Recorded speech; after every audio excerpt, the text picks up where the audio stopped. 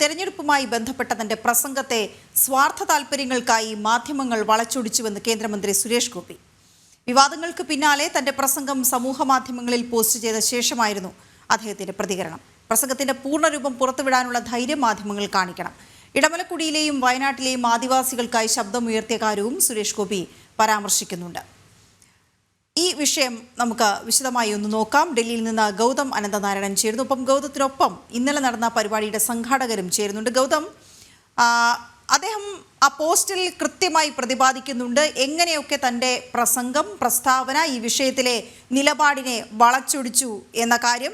മാത്രമല്ല, പൂർണ്ണമായ രൂപം നൽകേണ്ടതുണ്ട് എന്നുള്ളതും അതിനൊപ്പമാണല്ലോ അദ്ദേഹം ഈ പോസ്റ്റ് ചെയ്തിരിക്കുന്നതും. അപ്പോൾ ഈ പരിപാടിയുടെ സംഘാടകർക്കടക്കം ഇക്കാര്യത്തിൽ വിശദമായി പറയാനുണ്ടാകും. ഗൗതം.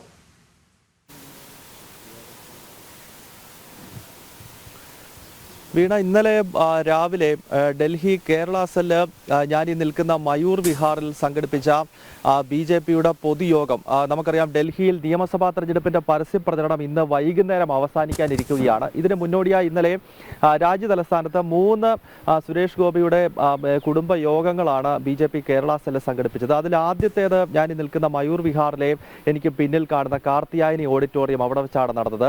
അദ്ദേഹം ഈ പ്രസംഗത്തിന്റെ ആദ്യ ഘട്ടത്തിൽ തന്നെ 1987 ഡൽഹിയിലേക്ക് വരുന്നതും അത്തരം കുറച്ച് കാര്യങ്ങൾ പറഞ്ഞതിന് ശേഷം സാമൂഹികമായി വരേണ്ട ചില മാറ്റങ്ങളെ പറ്റി പറഞ്ഞു. പ്രത്യേകിച്ച് ഈ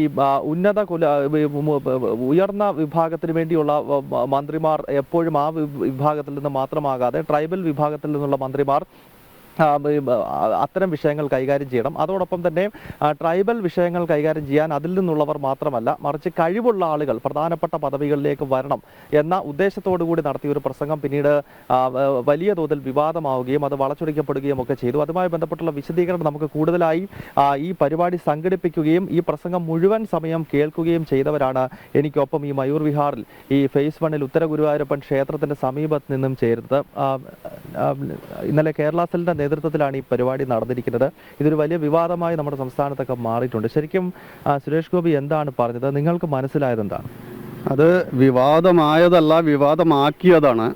അത് കേരളത്തിലെ മീഡിയയെ പറ്റിയിട്ട് നമുക്ക് 1-2 മീഡിയ ഒഴികെ ബാക്കിയുള്ളവരുടെ സ്റ്റാൻഡ് നമുക്ക് വ്യക്തമാണ്. കേരളത്തിലെ ജനങ്ങൾക്കും അതറിയാം. അത് കാരണം അതിൽ കൂടുതൽ പറയേണ്ട ആവശ്യമില്ല. സുരേഷ് ഗോപിജി ഉദ്ദേശിച്ചതും പറഞ്ഞതും അങ്ങേര് സ്വയം ആഗ്രഹിച്ചതാണ് ട്രൈബൽ മിനിസ്റ്റർ ആവാൻ. കാരണം അവരുടെ കാര്യങ്ങൾ ചെയ്യാനും കൂടുതൽ പവർ ഉണ്ടെങ്കിൽ അത് ചെയ്യാൻ പറ്റും, ബജറ്റും കിട്ടും. അതുകൊണ്ട് അതിനെ ചെയ്യാം എന്നുള്ള ഉദ്ദേശത്തോട് കൂടിയിട്ട് അദ്ദേഹം പറഞ്ഞത് ട്രൈബൽ മിനിസ്ട്രിയിൽ ഉന്നത ജാതിക്കാർക്ക് വേണ്ടിയിട്ടുള്ള മിനിസ്ട്രിയിൽ ട്രൈബൽസിനെയും മാറ്റി ആക്കണം. അതായത് ഒരേ പേര് തന്നെ ഇരുന്നാൽ അവരുടെ കാര്യം നോക്കും. ട്രൈബൽസിന് വേണ്ടിയിട്ടോ അല്ലെങ്കിൽ മറ്റുള്ളവർക്ക് വേണ്ടിയിട്ടോ ചിലപ്പോൾ കൂടുതൽ വർക്ക് ചെയ്തില്ലെങ്കിൽ അതിനെ മാറ്റി കൊണ്ടുവരണം എന്നുള്ള ഉദ്ദേശത്തിലാണ് അദ്ദേഹം പറഞ്ഞത്. പിന്നെ സുരേഷ് ഗോപിജിയെ പറ്റി പറയുകയാണെന്നുണ്ടെങ്കിൽ അദ്ദേഹം മിനിസ്റ്റർ ആയപ്പോഴാണ്. അതിനു മുമ്പേ രാജ്യസഭയിൽ നിന്ന് MP ആയിരുന്നു. അന്നും ട്രൈബൽസിന് വേണ്ടിയിട്ട് അട്ടപ്പാടിയിലൊക്കെ കുടിവെള്ള പ്രശ്നം സ്വയം പോക്കറ്റിൽ നിന്ന് പൈസ എടുത്തിട്ട് അദ്ദേഹം ചെയ്തിട്ടുള്ള കാര്യം നമുക്ക് എല്ലാവർക്കും അറിയുന്നതാണ്. അദ്ദേഹം പൊതുവെ ജനങ്ങൾക്ക് വേണ്ടിയിട്ട്, അവശതപ്പെടുന്ന ജനങ്ങൾക്ക് വേണ്ടിയിട്ട് ഒരുപാട് നന്മകൾ ചെയ്യുന്ന ആളാണ്. അദ്ദേഹത്തെ പറ്റിയിട്ട് ഇങ്ങനെയുള്ള കോൺട്രവേഴ്സി ഉണ്ടാക്കുക എന്ന് പറഞ്ഞാൽ ഇൻറ്റൻഷണൽ അങ്ങരുടെ പ്രസംഗത്തിൻ്റെ ഒരു ഭാഗം മാത്രം എടുത്ത്, പകുതി ഭാഗം മാത്രം എടുത്ത് ട്രൈബൽസിൻ്റെ കാര്യം മാത്രം പറഞ്ഞ് അതായത് ഉന്നത വിഭാഗത്തിന് വേണ്ടി ട്രൈബൽ മന്ത്രിമാർ വേണമെന്ന് പറഞ്ഞ ഭാഗം പ്രചരിക്കുന്നില്ല. വെറും ഒരു പോർഷൻ മാത്രം എടുത്തിട്ട് അതിനെ പൊളിറ്റിസൈസ് ചെയ്യാൻ വേണ്ടിയിട്ട് ഇൻറ്റൻഷനലി 1, 2, 3 മീഡിയ ചെയ്ത ഒരു കാര്യമാണത്. ഇത് കേട്ടത് പ്രസംഗം മുഴുവൻ കേട്ടതാണ്. അദ്ദേഹത്തിൻ്റെ അഭിപ്രായമാണ് പറഞ്ഞത്. അതെന്താണെന്ന് ചോദിച്ചു കഴിഞ്ഞാൽ, ഇവിടെ ഇപ്പോൾ ഈ BJPയുടെ ലാസ്റ്റ് മീറ്റിംഗ് ആയിരുന്നു ഇന്നലത്തെ, സൺഡേ ആയിരുന്നു. ഒരുപാട് പേര് വന്നിട്ടുണ്ടായിരുന്നു. അപ്പോൾ എങ്ങനെയായാലും BJP ഒന്ന് താഴെ അവരെ ഡിമോറലൈസ് ചെയ്യാൻ വേണ്ടിയുള്ളൊരു അജണ്ടയാണ് ഇത്.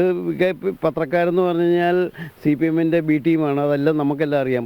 അദ്ദേഹം ഇത് കഴിഞ്ഞിട്ട് ഇറങ്ങി വരുന്ന സമയത്ത് പ്രസ് കോൺഫറൻസിന് വേണ്ടി അവരെല്ലാം റെഡി ആയിട്ട് വന്നു. പുള്ളി പറഞ്ഞു, എനിക്ക് നിങ്ങളോടൊന്നും സംസാരിക്കാനില്ല, എന്തെങ്കിലും പറഞ്ഞു കഴിഞ്ഞാൽ നിങ്ങളെ വളച്ചൊടിച്ച് വേറെ രീതിയിലാക്കുക. എന്നിട്ട് തന്നെ ഇങ്ങനെ അനുഭവം കിട്ടിയത്.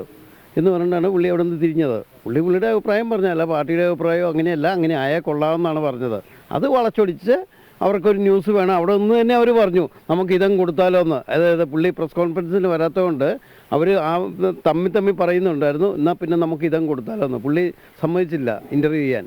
അതാണ് കേസ്. അല്ലാതെ ഇപ്പോൾ ഈ ലാസ്റ്റ് മൂവ്മെൻറ്റിൽ BJP എങ്ങനെയാലും ഒന്ന് ഡിമോറലൈസ് ചെയ്യണം. ഇപ്പം നല്ല പോപ്പുലാരിറ്റി ഉണ്ട്, ജയിക്കും എന്നുള്ളൊരു ഇത് വന്നിട്ടുണ്ട്. അപ്പോൾ എങ്ങനെയാലും തരം താഴ്ത്താൻ വേണ്ടിയുള്ള പരിപാടിയാണ് നടന്നത്. അല്ലാതെ വേറെ ഇതിനകത്ത് വേറെ യാതൊന്നുമില്ല. നമുക്കറിയാം ഇത് ആദ്യത്തെ സംഭവമല്ല. സുരേഷ് ഗോപിയുമായി ബന്ധപ്പെട്ട് മുൻപും ഇത്തരം വാർത്തകൾ വളച്ചൊടിച്ച് വ്യാപകമായി പ്രചരിക്കപ്പെടുന്നുണ്ട്. എന്തുകൊണ്ടാണ് ആ ഒരു ശൈലി തുടർച്ചയായി ഉണ്ടാകുന്നത് എന്തുകൊണ്ടാണെന്ന് തോന്നുന്നു? അദ്ദേഹത്തിന് എപ്പോഴും കോൺട്രവേഴ്സിയിൽ കൊണ്ടുവരാന്നുള്ള ഒരു ഉദ്ദേശം. അദ്ദേഹം ഉദ്ദേശിച്ചത് നല്ലൊരു കാര്യമായിരുന്നു. പാവങ്ങൾക്ക് വേണ്ടി അദ്ദേഹത്തിന് ഒരുപാട് കാര്യങ്ങൾ ചെയ്യണം. അപ്പോൾ ഒരു SC ST അല്ലാത്ത ഒരാളെ ആ മിനിസ്റ്ററി ആയിക്കൊണ്ട് അദ്ദേഹം പഠിച്ച കാര്യമാണത്. അപ്പോൾ അദ്ദേഹത്തിന് ചെയ്യാൻ പറ്റും. അപ്പോൾ അദ്ദേഹത്തിന് എങ്ങനെയും കോൺട്രവേഴ്സി ആയി കൊണ്ടുവന്നിട്ട് അവിടുന്ന് മിനിസ്റ്ററിൽ നിന്ന് പുറത്താക്കുക. ഇപ്പോൾ കേരളത്തിൽ ഒരു MP ഉണ്ടല്ലോ, അപ്പോൾ അദ്ദേഹത്തെ എങ്ങനെയും ചെളി വരുത്തി വയ്ക്കാനുള്ള ഒരു ഉദ്ദേശത്തോടു കൂടി മാത്രം ചെയ്താണ് ചെയ്തത്.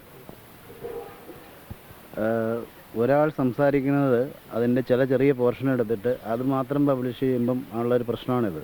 അതാണ് ഇവിടെ സംഭവിച്ചിരിക്കുന്നത്. എന്തായാലും ഈ കേരള സെല്ലിന്റെ 3 യോഗങ്ങളിൽ അദ്ദേഹം പങ്കെടുത്തിട്ടുണ്ട്. അതിന്റെ ഒരു ഊർജ്ജം ലഭിച്ചിട്ടുണ്ടോ? ഉണ്ട്, തീർച്ചയായും ഉണ്ട്. അദ്ദേഹത്തിന് എല്ലാ പ്രാവശ്യവും ഞങ്ങൾ വിളിക്കാറുണ്ട്. ഞങ്ങൾ കഴിഞ്ഞ പ്രാവശ്യം ലോക്സഭാ ഇലക്ഷന് ഞങ്ങൾ ആഗ്രഹിച്ചതാണ്. സുഖമില്ലാത്ത കാരണം ക്യാൻസൽ ചെയ്യേണ്ടി വന്നതാണ്. അപ്പോൾ അദ്ദേഹം വരണം, കാണണം എന്നുള്ളത് ഓരോ മലയാളിയും ആഗ്രഹിക്കുന്ന കാര്യമാണ്. അത് ഞങ്ങൾക്ക് കിട്ടിയാൽ പാർട്ടിയോട് വളരെ നന്ദി. സംഭവിക്കാൻ പോകുന്നത് തൃശ്ശൂരിൽ അദ്ദേഹം മത്സരിക്കുന്ന ഘട്ടത്തിലും ഇത്തരം വിവാദങ്ങൾ ഉണ്ടായിരുന്നു. പക്ഷേ തെരഞ്ഞെടുപ്പിന്റെ ഫലം വന്നപ്പോൾ ഐതിഹാസികമായ ഒരു വിജയം നേടി. അത് ഡൽഹിയിലും ആവർത്തിക്കും. അതേമാതിരി ഡൽഹിയിലും ഉണ്ടായിരിക്കും. ഡൽഹിയിലും അതാ സംഭവിക്കാൻ പോണത്. വേണ്ടത് അദ്ദേഹത്തിന് ഒരു MP ആണ് വേണ്ടത്, കേരളത്തിന് വേണ്ടത്. അപ്പോൾ അദ്ദേഹത്തിന് പലതും ചെയ്യാൻ പറ്റും കേരളത്തിന് വേണ്ടി. ഇപ്പോൾ അദ്ദേഹത്തിന് ചെയ്യാതിരിക്കാൻ വേണ്ടി കുറച്ച് ഒരു ലോബി ഇതിന് വർക്ക് ചെയ്യേണ്ടതിനൊക്കെ ഇഷ്ടം. അതാണ്. അതായത് വീണ ഇവർ സൂചിപ്പിക്കുന്നത് ഇത്തരം വിവാദങ്ങൾ ഉണ്ടെങ്കിലും അത് BJP കേരള സെല്ലിന്റെയോ അല്ലെങ്കിൽ ഇവിടുത്തെ മറ്റ് പ്രവർത്തകരുടെയോ ആത്മവിശ്വാസത്തെ ഒന്നും തന്നെ കെടുത്തുന്നില്ല. കാരണം സുരേഷ് ഗോപിയുടെ പിന്നാലെ ഇത്തരം ഒരു വിഭാഗം മാധ്യമങ്ങൾ തൃശ്ശൂരിലും മറ്റും ഉണ്ടായിരുന്നു. അത്തരം വാർത്തകൾ വളച്ചൊടിച്ച് നൽകുന്ന ശൈലി മുൻപ് പല ഘട്ടങ്ങളിലും ഉണ്ടായതാണ്. പക്ഷേ ജൂൺ 4-ന് ലോക്സഭാ തെരഞ്ഞെടുപ്പിന്റെ ഫലം വന്നപ്പോൾ തൃശ്ശൂരിൽ ഐതിഹാസികമായൊരു വിജയം അദ്ദേഹത്തിന് ഉണ്ടായി. 7 നിയമസഭാ മണ്ഡലങ്ങളിൽ 6 വലിയ വിജയമാണെന്ന് BJP കൈവരിച്ചത്. സ്വാഭാവികമായും ഡൽഹിയിലും അദ്ദേഹത്തെ കേട്ട മലയാളി വോട്ടർമാർ തീർച്ചയായും BJPക്ക് തന്നെ വോട്ട് ചെയ്യും എന്ന വലിയ ആത്മവിശ്വാസമാണ് ഇവർ പ്രകടിപ്പിക്കുന്നത്. അതേസമയം ഗൗതം, കേന്ദ്രമന്ത്രി സുരേഷ് ഗോപി തന്റെ ഫേസ്ബുക്ക് പോസ്റ്റിൽ കാര്യങ്ങൾ വളരെ വിശദമായി തന്നെ പറയുന്നുണ്ട്. എന്ന് മാത്രമല്ല, എന്തിന് വളച്ചൊടിച്ചു, ആരുടെ താല്പര്യങ്ങൾ, എന്ത് ദുഷ്ടലാക്ക്, ഈ കാര്യങ്ങളെല്ലാം കൃത്യമായി പറയുന്നു. ഒപ്പം കേന്ദ്രമന്ത്രി സുരേഷ് ഗോപി എന്ന നിലയിലും നേരത്തെ തന്നെ ഈ ആദിവാസി മേഖലകളിലൊക്കെ അദ്ദേഹം നടത്തിയ പ്രവർത്തനങ്ങളെക്കുറിച്ചും ഒക്കെ വളരെ വിശദമായി അദ്ദേഹം അതിൽ പറയുന്നുണ്ട്. അപ്പോൾ കൃത്യമായ നിലപാട് അതിൽ സ്വീകരിച്ചിട്ടുണ്ടോ? ഈ ഫേസ്ബുക്ക് പോസ്റ്റിന്റെ വിശദാംശങ്ങളിലേക്ക് കൂടി.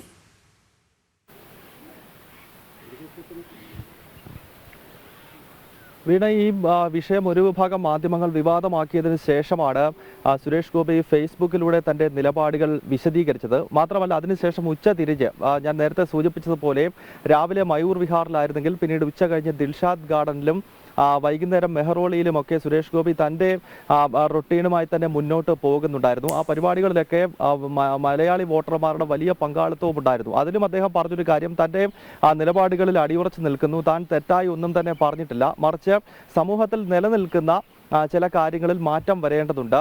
മുന്നോക്ക വിഭാഗത്തിന് വേണ്ടി ട്രൈബൽ വിഭാഗത്തിൽ നിന്നുള്ള മന്ത്രിമാർ വരണം. ഇതിൽ ഏറ്റവും ശ്രദ്ധേയമായ ഒരു പോയിന്റ് അതാണ്. അദ്ദേഹം അത് എടുത്തെടുത്ത് പറയുന്നുണ്ടായിരുന്നു. അതിനുശേഷമാണ് അദ്ദേഹം പറഞ്ഞത്, ട്രൈബൽ വകുപ്പ് കൈകാര്യം ചെയ്യാൻ എപ്പോഴും അതേ വിഭാഗത്തിൽ നിന്നുള്ള മന്ത്രിമാർ വേണമെന്ന് നിർബന്ധമില്ല, മറിച്ച് മറ്റ് വിഭാഗത്തിൽ നിന്നുള്ള മന്ത്രിമാരും അത് കൈകാര്യം ചെയ്യണം. അതായത് അദ്ദേഹം പറഞ്ഞതിൻ്റെ ആകെത്തുക എന്നത് കഴിവുള്ള ആളുകൾ ഇരിക്കണം, എങ്കിൽ മാത്രമേ ഇത്തരം കാര്യങ്ങൾ കൈകാര്യം ചെയ്യാൻ പറ്റൂ. ട്രൈബൽ വിഭാഗത്തിന് ഒരുപാട് പ്രശ്നങ്ങൾ ഇപ്പോൾ നേരിടുന്നുണ്ട്. അത് കഴിവുള്ള അത്തരം വിഷയങ്ങൾ മനസ്സിലാക്കാൻ കഴിയുന്ന ആളുകൾ ഇരുന്നാൽ വലിയ തോതിൽ സമൂഹത്തിന്റെ മുഖ്യധാരയിലേക്ക് വനവാസികളെ കൊണ്ടുവരാൻ സാധിക്കും എന്ന ഉള്ളടക്കമാണ് അദ്ദേഹത്തിന്റെ പ്രസംഗത്തിൽ ഉണ്ടായിരുന്നത്. പക്ഷേ വളരെ ദൗർഭാഗ്യവശാൽ ഒരു വിഭാഗം മാധ്യമങ്ങൾ ഈ കാര്യം വളച്ചൊടിക്കുകയും ഈ മുന്നോക്ക വിഭാഗത്തിന്റെ കാര്യങ്ങൾ നോക്കുന്നതിനായി വനവാസി വിഭാഗത്തിൽ നിന്നുള്ള മന്ത്രിമാർ വരണം എന്ന അദ്ദേഹത്തിന്റെ സ്റ്റേറ്റ്മെന്റ് കൊടുത്തില്ല. അത് കൃത്യമായി തന്നെ എഡിറ്റ് ചെയ്ത് മാറ്റുകയും അതിന്റെ മറുഭാഗം അദ്ദേഹം രണ്ടാമത് പറയുന്ന ട്രൈബൽ വകുപ്പ് അല്ലെങ്കിൽ വനവാസി വിഭാഗത്തിന്റെ ക്ഷേമത്തിനായി